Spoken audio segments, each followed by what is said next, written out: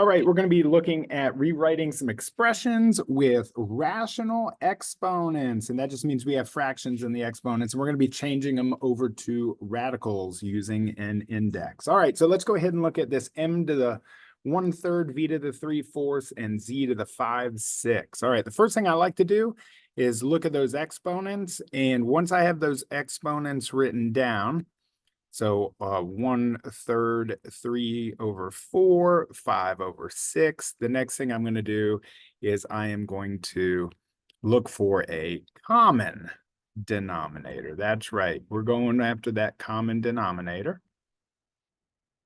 And if you look at these fractions, you should quickly realize that the common denominator should be 12. Okay, and the reason why we picked 12 is that 3 will divide into 12, 4 will divide into 12, and 6 will divide into 12.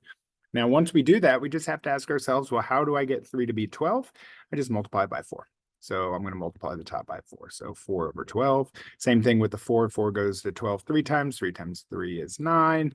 And 6 goes into 12 2 times. So 5 times 2 is 10. All right, so now these are going to be our new fractions that we're going to apply to our variable. So I'm going to write m to the 4/12, v to the 9/12, and then z to the 10/12. Okay. Now, if we remember back to what we originally learned, is that the numerator of these are going to be the power, and the bottom of the fraction, the denominator, is going to be the index and or the root size.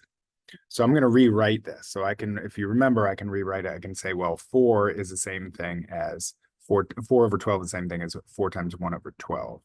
Or 9 is the same thing as 9/12 is the same thing as 9 times 1/12. And 10/12 is the same thing as 10 times 1/12.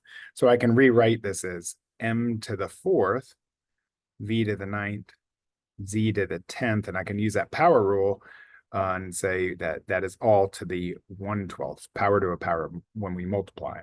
Okay, so now that tells us our index,